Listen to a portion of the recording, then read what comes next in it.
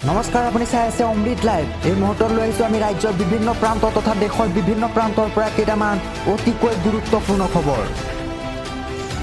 বিদ্যুৎ মাচুলৰ ক্ষেত্ৰত আহি পৰিছে এক নতুন নিয়ম।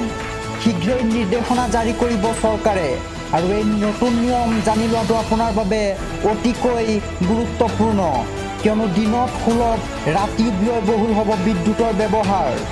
বেলি ডুবাৰ পিছতেই বৃদ্ধি পাব বিদ্যুতৰ মাচুল।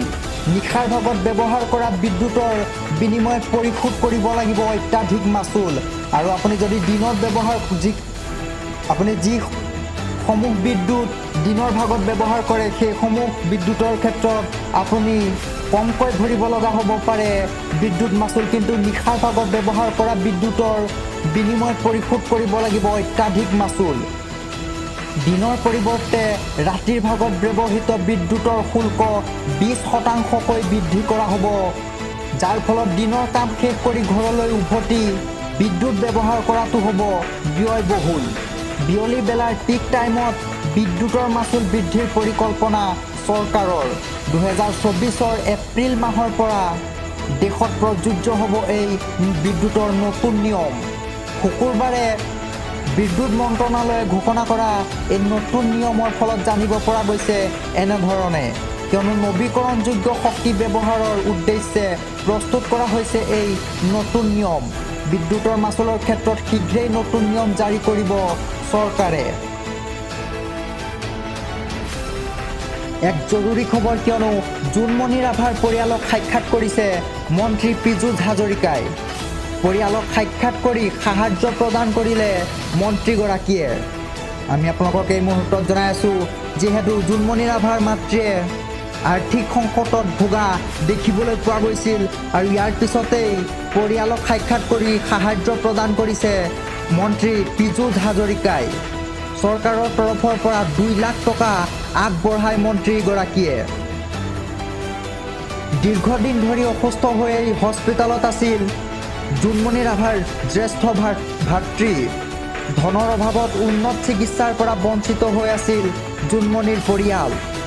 গুৱাহাটীৰ হেল্থ চিটি হস্পিটেলত চিকিৎসাধীন হৈ আছিল জোনমণি ৰাভাৰ ভাতৃ। লগতে CBIয়ে জোনমণি ৰাভাৰ হত্যাকাণ্ডৰ উচিত তদন্ত চলাব বুলি মন্তব্য প্ৰদান কৰিছে মন্ত্ৰী পীযুষ হাজৰিকাই। মাজত মাত্ৰ এটা মাহ, কিয়নো এটা মাহৰ পাছতেই থৰকাচুটি হেৰাব অসমৰ আৰক্ষীৰ, কিয়নো 15 আগষ্টৰ পিছত অসম আৰক্ষীৰ কৰ্তব্যৰত বিষয়া জোৱানৰ হ'ব স্বাস্থ্য পৰীক্ষা আৰু পেটৰ লগতে ওজন কমাব নোৱাৰা আৰক্ষীক বিদায় দিয়া হ'ব আৰক্ষীৰ পৰা। আৰক্ষীক দিয়া হ'ব স্বেচ্ছামূলক অৱসৰ। পেটৰ লগতে ওজন কমাব নোৱাৰা আৰক্ষীক দিয়া হ'ব স্বেচ্ছামূলক অৱসৰ। যিসকল আৰক্ষীৰ BMI 30তকৈ তলত থাকিব তেওঁলোককহে দিয়া হ'ব চাকৰিৰ অনুমতি, আৰু যিসকল আৰক্ষীৰ BMI 30তকৈ অধিক বেছি ৰূপে থাকিব তেওঁলোকক চাকৰিৰ অনুমতি দিয়া নহ'ব। IPS, APSৰ পৰা আৰম্ভ কৰি অসম আৰক্ষীৰ সকলো শাখাৰ বাবে প্ৰযোজ্য হ'ব এই বৃহৎ নিয়ম। যিসকল অসম আৰক্ষীৰ কৰ্তব্যৰত জোৱান, সেইসকল জোৱানৰ 15 আগষ্টৰ পিছত হ'ব স্বাস্থ্যৰ পৰীক্ষা। আন এক মৃত্যুৰ খবৰ, হজলৈ গৈ পবিত্ৰ মক্কা ভূমিত মৃত্যুক আঁকোৱালি লৈছে শফিক আহমেদ নামৰ এজন ব্যক্তিয়ে। লখিমপুৰৰ পৰা মক্কালৈ হজলৈ বুলি গৈছিল শফিক আহমেদ আৰু হজলৈ গৈ পবিত্ৰ মক্কা ভূমিতেই মৃত্যুক আঁকোৱালি লৈছে এই ব্যক্তিজনে। মক্কাৰ আৰফাৰ ময়দানত মৃত্যু হয় শফিক আহমেদ নামৰ এই ব্যক্তিজনৰ।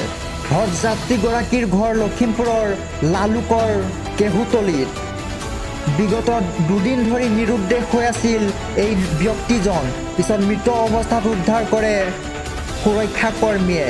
এই খবৰে শোকৰ ছাপ পেলাইছে ইতিমধ্যে লখিমপুৰৰ নাওবৈচাত। এই মুহূৰ্তত আমি লৈ আহিছোঁ এক ডাঙৰ খবৰ, কিয়নো জেললৈ যাবলগীয়া হ'ব পাৰে এতিয়া মুখ্যমন্ত্ৰী। এই মুহূৰ্তত আমি আপোনালোকক জনাই আছোঁ এক বিগ ব্ৰেকিং নিউজ।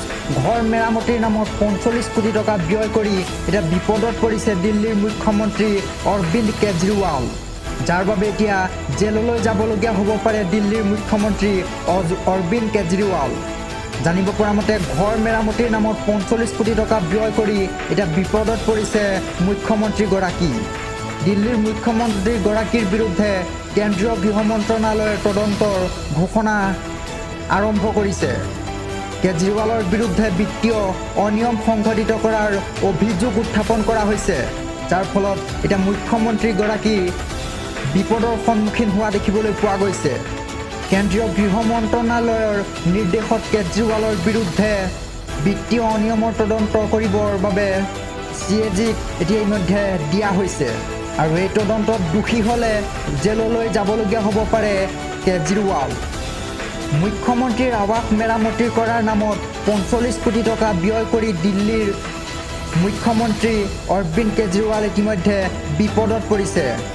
জনতাৰ ধনেৰে ৰাজকীয় জীৱন কটাবলৈ আৱাস মেৰামতিৰ এই ধন ব্যয় কৰাৰ অভিযোগ উত্থাপন কৰা হৈছে আৰু বিজেপিৰ অভিযোগৰ পাছতেই LGৰ কাৰ্যালয়ে মুখ্য সচিবক 15 দিনৰ ভিতৰত ৰেকৰ্ড পৰীক্ষা কৰিবলৈ নিৰ্দেশ দিয়া হৈছে। পিছত দিল্লীৰ উপৰাজ্যপাল VK চাক্ৰেনা কেন্দ্ৰীয় গৃহ মন্ত্ৰণালয়লৈ এক পত্ৰ প্ৰেৰণ কৰে। মুখ্যমন্ত্ৰী কেজৰিৱালে মেৰামতিত প্ৰয়োজনতকৈ 3 গুণ অধিক খৰচ কৰাৰ অভিযোগ পত্ৰত উত্থাপন কৰা হৈছে আৰু এই অভিযোগ অনুসৰি 10 কোটি টকাতকৈ কমকৈ কেইবাবাৰো নিদিয়া আহ্বান কৰিছিল কেজৰিৱালে। তদন্ত আৰু PWDৰ অনুমোদনৰ পৰা ৰক্ষা পাবলৈ এই কাম কৰাৰ অভিযোগ উত্থাপন কৰা হৈছে। দিল্লীৰ উপৰাজ্যপাল VK চাক্ৰেনাই কেন্দ্ৰীয় গৃহ মন্ত্ৰণালয়লৈ প্ৰেৰণ কৰাৰ পত্ৰত এই বিস্ফোৰক অভিযোগ উত্থাপন কৰা হৈছে। গ্ৰাহকৰ বাবে এক সুখবৰ আমি লৈ আহিছোঁ।